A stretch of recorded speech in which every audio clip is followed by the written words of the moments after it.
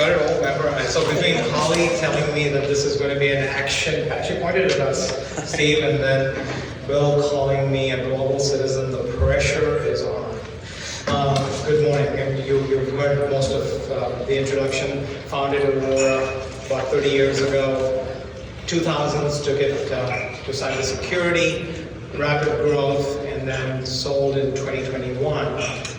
While all my tenants or covenants for earnout and everything else I've done, I'm still here because I enjoy the growth, guys, and the leading edge technology that we're constantly involved in, and that's what brings me here today. I asked Bill if we can talk about all things AI, and we're going to attempt this. So, Steve, you put it well this morning. Hair on fire. Maybe that's going to be my next slide. But guys, all of us have looked at LinkedIn once the crystal ball of New Year's drops and the bell rings and whatever else happens, and we're looking at influencers and we're looking to see, what do they say in this industry as to what's trending. And it's kind of fun to go back and to look at the influencers in our business and see what they predicted and how well that held true. So last 3 to 5 years, AI has been appearing in the top 3. This year, however, the titans, the gods of the industry, right? Microsoft and Meta and everyone else walk up, knock on the White House door and say, hey, got to stop the monster under the bed. This is really bad. This is runaway. And so here I am. We're talking about AI. For me, it's Napster meets Y2K is the best way I can put it. And if I'm really going to date myself, it's more LimeWire meets Y2K. Remember those days, Bill? I don't know if you do. But, it's sharing data. What do you put out there? What don't you put out there? When we started in this business, parents would come home, little Johnny would plug in mom's laptop to share their favorite music and inadvertently share the corporate strategy. Absolutely true story, right? That we're discovering around to go retrieve documents. That was the peer-to-peer sharing days, and therefore the Napster reference. So, what's good for you? What's bad for you? What the heck is going on? I'm hoping that we'll walk through this in the next few minutes. So we'll make this as interactive as possible. I'm going to look at Hans and Steve. I'm calling you out. Steven, of course, founder member of Mastermind One. I said it, it's official. The agenda today. Let's talk about what generative AI is, what the heck it means. What's in it for me, right? What's in it for us? Business strategies, what can we talk about? And again, we're trying to sort business strategy out of a carousel spinning 1,000 miles an hour, better spell one of the Magic Mountain roller coaster rides. That's pretty much the definition of trying to figure out or carve out your direction in terms of how AI is going. And then, last but not least, we're going to talk about, potential risks. We're going to talk about a few real-world examples, security challenges, mitigation strategies. I'm going to tease you with a little bit of the ethical considerations as well. That's a path, fraud with peril. And by the time we're done, guys, we'll have a fair understanding of what the cybersecurity challenges are for AI, what are the risks, and how to navigate this, or a fair roadmap for this ever-evolving cybersecurity solution in AI. So, right off the block, since it's Gen AI, I put this up front. It theoretically doesn't flow the next slide. We'll put it in perspective. But what is generative AI? We've seen it, we've heard it. The best definition that I've heard, basically, it's basically a class of machine learning algorithms, and you're going to hear the word machine learning algorithms often. Think of anything from the calculator to the iPhone to where's Lim when I need him, the Tesla, right? We go right from AI to machine learning to deep learning, but for the purposes of this definition, think machine learning algorithms through which we're putting in large amounts of data, and it's autonomously generating content. That's the key. That content can be in the form of text, video. I will reference a case that happened yesterday in terms of voice as well now. So with that, let's now navigate the landscape. AI, man's eternal quest to make machines look intelligent. It's that simple, right? To be able to learn and decide and take decisions like humans or animals for that matter. That's the entire AI labyrinth, the overarching umbrella. And machine learning, as I talked about, think algorithms and think vast amounts of data, or actually just think data for this. We'll talk about vast amounts of data as we go through deeper. The deep learning piece, the same machine learning algorithms, it's a subset. Think of these algorithms now in structure, and I am oversimplifying this because, not because I'm wiser or know more, but all of us have just come back from breakfast, so I'm going to go easy. So deep learning is the same set of machine learning algorithms, but created or structured in layers. And the beautiful part about this is now that these layers are capable of decision making and providing results. And that's where you have the Tesla-like responses, right? So you put in at the machine learning level, hey, if it's green at the top and brown at the bottom, and this is not a racial reference, it's a tree. And if it's white, generally it's clouds, and go drive, right? And ever so often, Tesla will mistake the white on the side of a big panel truck for clouds and drive right into it. But that's what the whole deep learning piece is. As you go forward into the generative AI stuff, we talked about this again. It's taking those algorithms and now giving them autonomy and saying, produce data, produce content. And basically what generative AI does is look and infer patterns in this data for structured patterns and come up with responses. Guys, I'm going to pause for a minute. Either you're glazed over or I'm talking gibberish. How are we doing? Good? So far? Cool. Okay. And so I do have to refer to my notes because it gets a little technical over here when it comes to GPT. So this is, the generative pre-trained transformer piece of the conversation.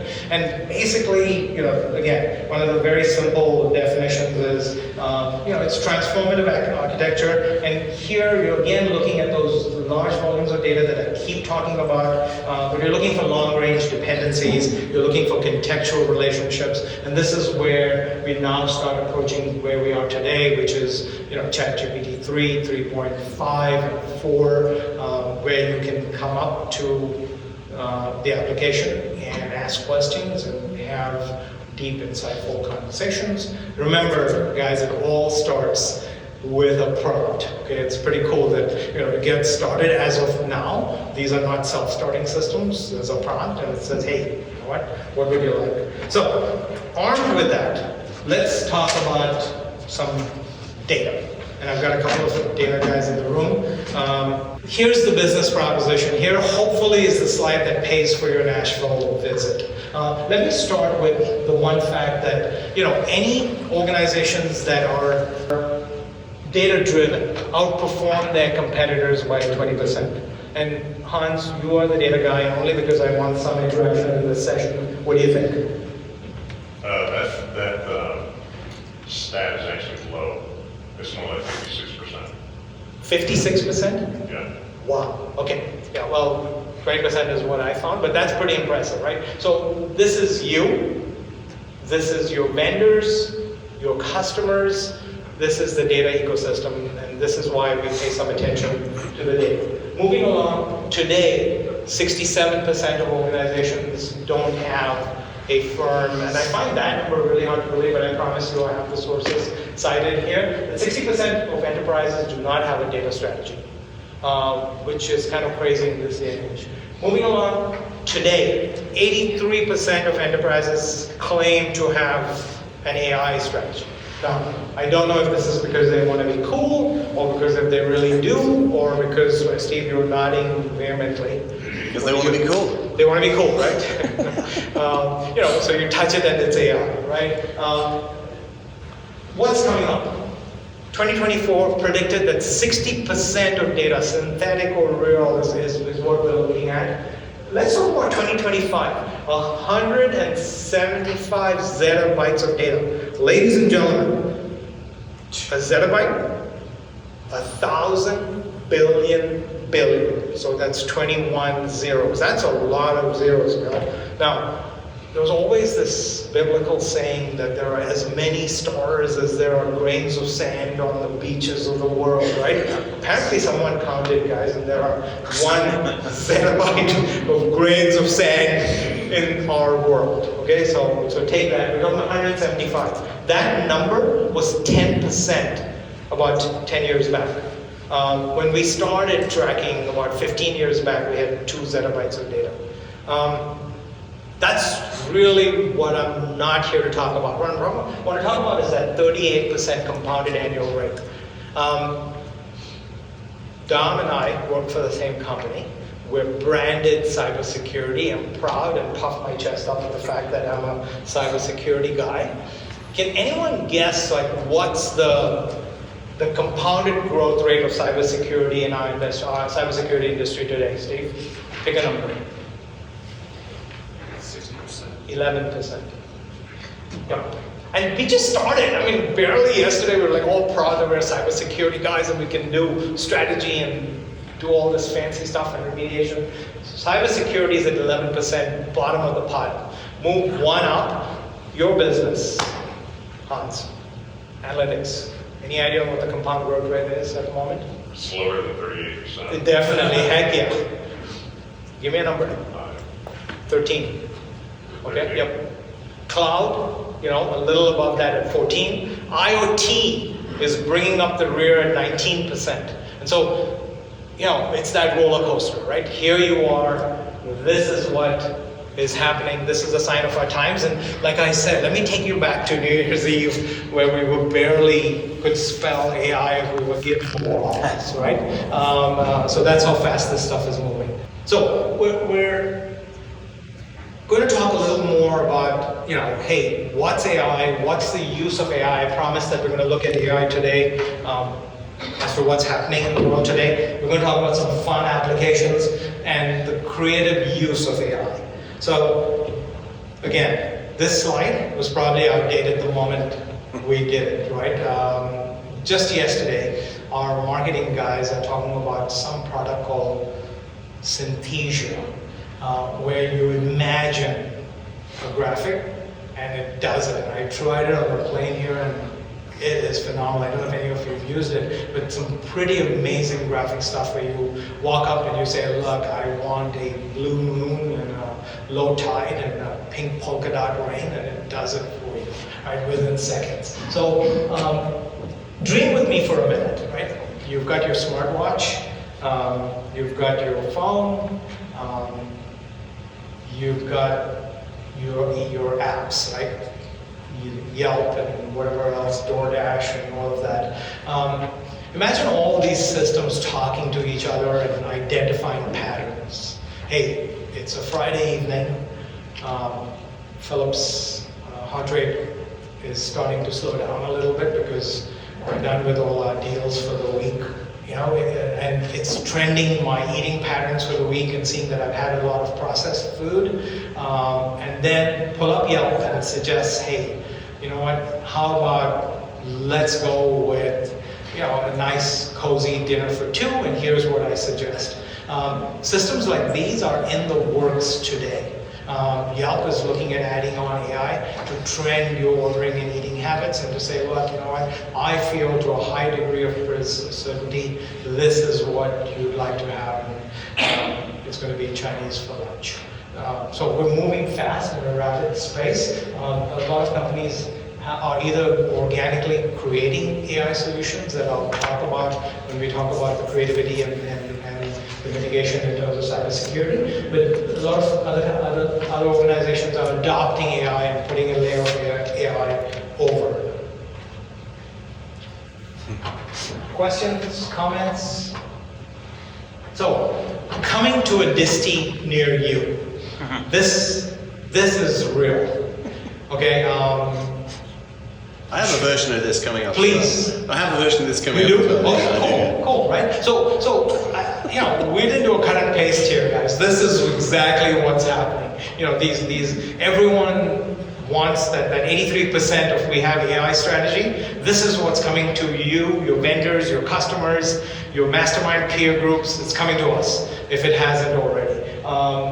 Disties are now bringing in, and I'm sorry that you can't really see all the various groups here, but whether it's marketing, ops, within these subsections of business units, AI is taking the world by storm.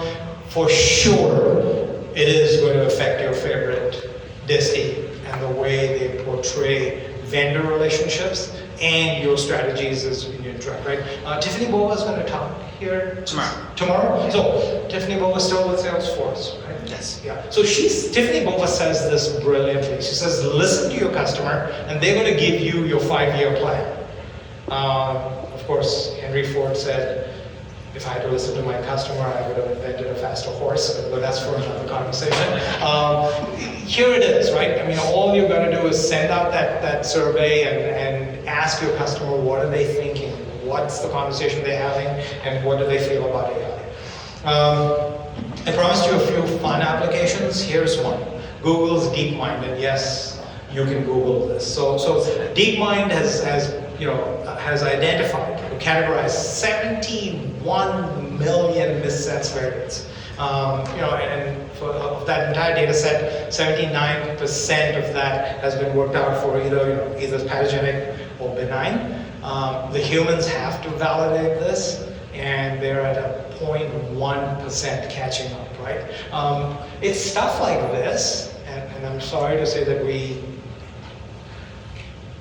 may be late to the game, I don't know, but in a couple of years from now, we're going to be talking quantum computing. And can you imagine what quantum computing will do? The first models of commercialized quantum computing are already being tested. What quantum computing would do to concepts like this, just literally blow it out of the water. So, this could be Alice in Wonderland, guys. It's a rabbit hole, or it could be the Matrix. We're going to go deep, we're going to go dark in a few minutes. I'm going to talk about fake stuff that's happening, right? We all hear this, and what I've done is I've identified, it's ever evolving. As I'm prepping for this meeting, I heard about some voice deep fakes, and then I'll share those with you as well. But you've all seen the stories, right? I mean, we started with Morgan Freeman, and that video is pretty cool. They superimposed Jim Carrey on The Shining with Jack Nicholson. So we've had our fun, including Superman, but the Mandalorian one, that's the Luke Skywalker coming in from the past, right? That was pretty crazy and intentional. And so we're living in this world of, is this, how do I put this grammatically accurately? Is this a deep fake that's intentional and meant for the good, like, the Mandalorian one, or the Malaysian Prime Minister? Did you know about that one? You probably heard about that one as well. The deep fake was done for political misuse, right? So it's, okay, we're going to go Matrix here, okay? It's a red pill, blue pill. Okay, so here I am, right here, at the start of it. Which one are you going to pick? On the red pill side, it's like, oh my gosh, I'm not going to trust anything. This is all taken with a grain of salt.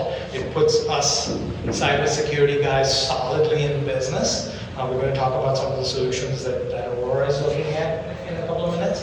And on the blue pill side, guys, what the heck if it was really true, right? I mean, can we take that risk of trying to understand? I can, here, I can offer you a very weak solution, and I don't know if this is still true at the time of going to press, but so far, AI hasn't been able to fake side profiles, okay? So if you're looking at an image, you're looking at head-on, there's a chance, but on side profiles they're not as accurate, so take that for what it means. humans. So, again, it's a new age of deception. There's a fine line between what reality is and what's real and what's not. And these are, in this case, some of the actual misuses, and I'm going to talk about the tools that are easily available at your friendly neighborhood, malware distributor for a couple of bucks, right? AI-supported phishing. I mean, imagine consistent, relentless. All of us get the Friday evening. The CEO talks to the controller and says, "Send $30,000 over it because I'm traveling." Right? Happens just clockwork. Imagine that in an interactive AI session of emails where we've seen the videos of the guy that wanted to take on the bad guys and engaged in conversation. And I think one of the videos guys ends up in some shop in India somewhere, right? But imagine if you're doing that with AI and AI is holding its own, right? Hey, what's your name? This is who I am. Yeah, I know who you are. Give me your social, date of birth. And there's an interaction going back and forth. I'm the CEO. Yes, I'm in New York right now. I'm about to board a flight to Germany, and can you send me $30,000? Again, true story that we saw very recently. Luckily, the CFO actually had the smarts to call the brand new CEO who'd been in the organization just 3 months, and had asked Jen, short for Jennifer, trying to appear, colleague-like for $30,000. She picks up the phone. She says, "Was that you?" And he says, "No, absolutely not." And they put an end to it. But this is the interaction that's happening right now. The story that I wanted to share with you was the human impersonation on the social networking. Big words. You all know about the business compromise, business email compromise that's happening with real estate. Everyone familiar with that, or do you want me to share? Okay. So one of the most chaotic people, group of people, is your friendly neighborhood realtor, right? On the phone, making the deal, trying to get the escrow company, an open house, and having to walk through traffic to put up an open house sign. Okay? Just picture that, right to take down from a cybersecurity point of view. So guys do man-in-the-middle attacks on their phones and wait and watch transactions between a potential buyer and the escrow company.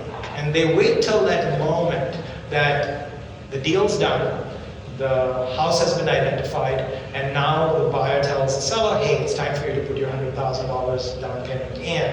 And that's when the bad guys do a man-in-the-middle attack, intercept email conversations, and tell the potential seller, "Hey, here's where you should put the money," and of course it's a fake account.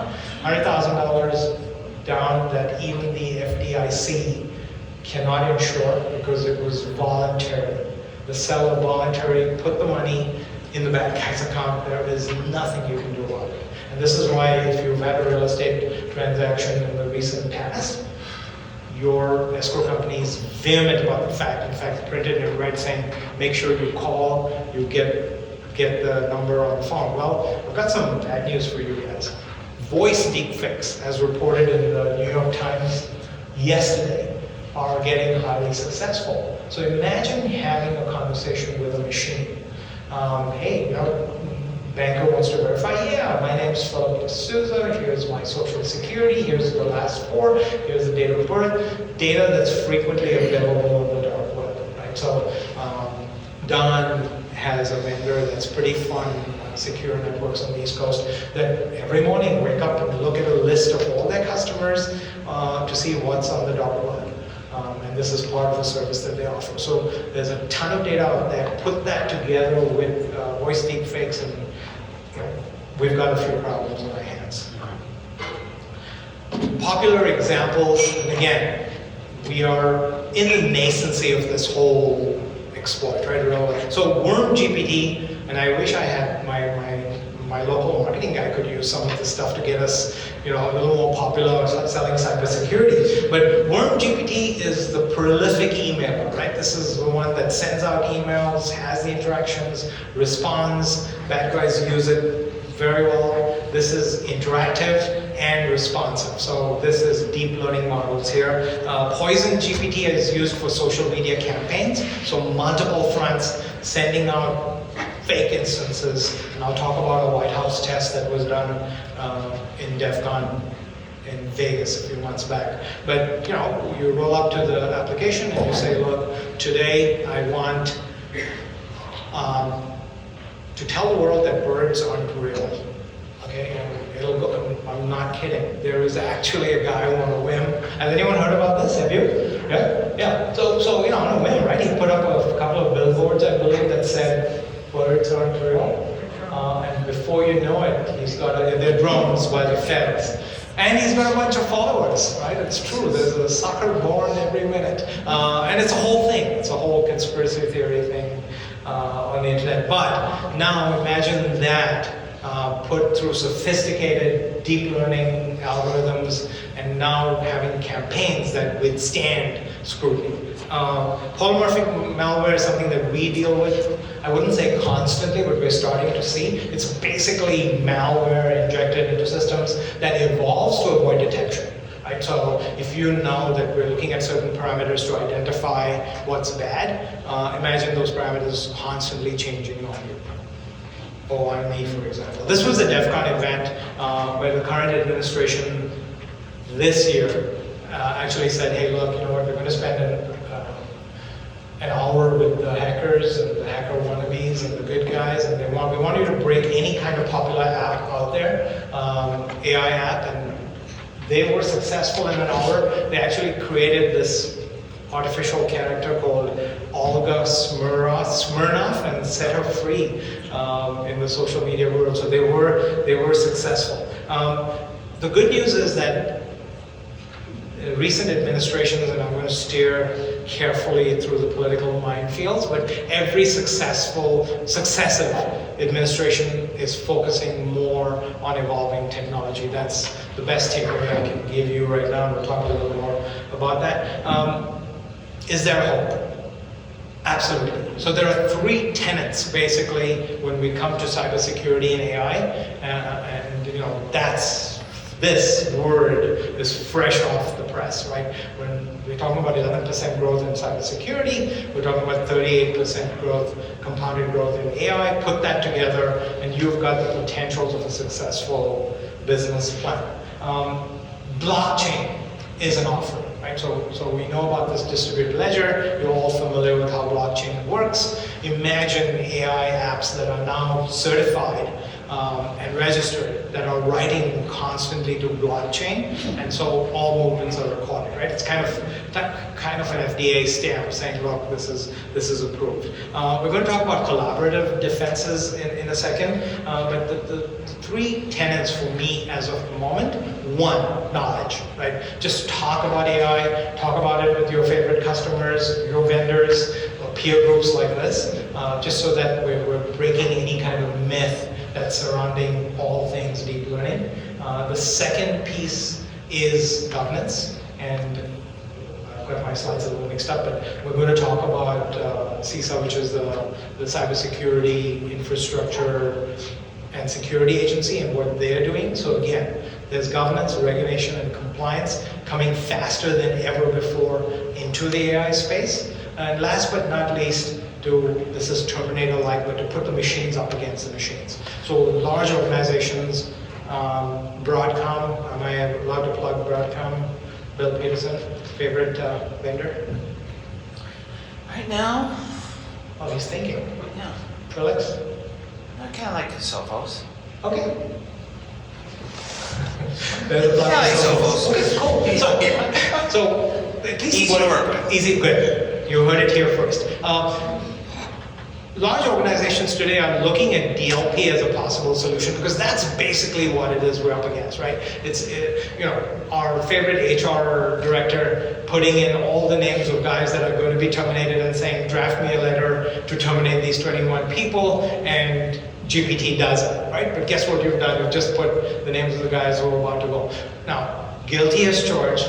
I think I'm pretty good at Excel, but oh my gosh, it is so satisfying to have GPT actually do a complex pivot table, with formulas for Excel, or plan an itinerary for a trip. If you've done it, tendencies are you will get hooked. My point here in in terms of what's happening and in terms of the machines going up against machines, is to use the power of AI. Again, when we looked at the earlier slides, it's large amounts of data and it's being able to infer trends and possible structures, right? And imagine looking at that and putting that volume. For example, GPT-3 had 175 billion parameters. Okay, and it's already outdated. Imagine that volume of AI processing, that behemoth, now on the cybersecurity side. The larger ones, I'll still say Broadcom and Trellix if you don't mind, are looking at DLP as an answer and saying, look, you know what if we try to block inadvertent posting of data? Now, we're still in early stages. What they're doing is obfuscation. So they're saying, look, let's not load up GPT on your company website. The moment you tell me that, I'm going to try to find GPT on the nearest phone, my kid's phone, somewhere, right? So obfuscation is a short-term strategy. What we're doing is looking at solutions, and that is Aurora, for anonymizing. And that's basically saying, look, you want to terminate 21 people, John, Jim, and Jane. Go try to put that data, but we will be man in the middle. We'll take John, Jim, and Jane out, and we'll put Dom, Philip, and Stephen, or maybe the other way around. Get you all the processing, bring it back, replace it with the real names, and give it to you. So it's a seamless, anonymized solution. It's pretty cool, and it seems to be working. Collaborative defense. That's part of putting all this together. The guys in the room, or the cybersecurity guys, will know that when we earlier started on threat defense, we had like 81 listening posts, and luckily for us, the US was at the right end of the time zone. So what happened in Asia when they woke up would usually follow in terms of any kind of 0 day or any kind of malware, and come to us much later. So we were ready. But listening posts, collecting data, similarly happening on the AI side. The large organizations are collaborating, are finding solutions. Here again, the administration's taking the lead, and I mentioned CISA, which is the Cybersecurity Infrastructure and Security Agency. They're coming up with, or they already did launch an AI risk management portfolio. So that's pretty cool. That's the new ZTA of our day, right? The Zero Trust Architecture tenets of our day. So do look that up as a possible strategy for cybersecurity and AI.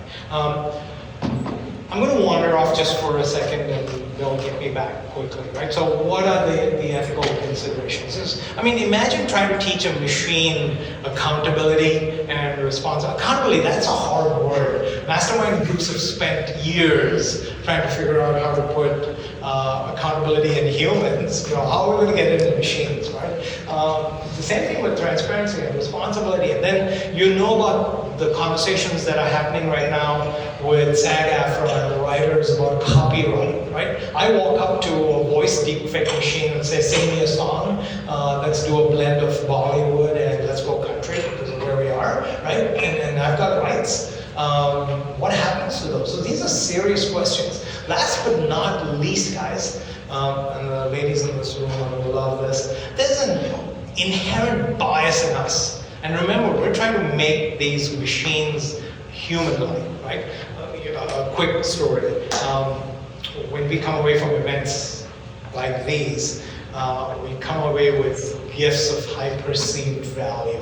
And in one such event, I came back with one of those, not USB, what am I thinking, Bluetooth speakers, right? And Edward, my firstborn, was 29 now, was 16 or 17.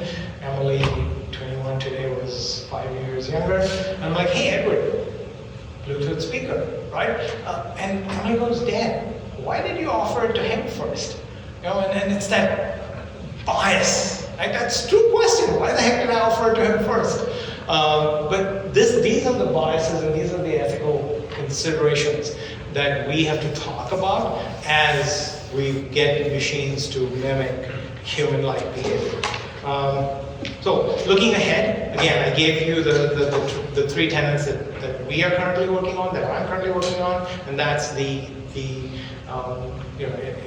confluence of getting the knowledge all out there about AI, to talk about the potentials of machines going up against machines, and the GRC peace reform strategy. What would I like for you to take away? today is that AI is here to stay, right? I mean, it's not going anywhere. We're here, we're in it, it's already here. We know that it can be used for good and for bad. And if I have to urge my peers in this group is, get AI as soon as possible into your business strategies. Q&A, and a thank you. Thank you very much.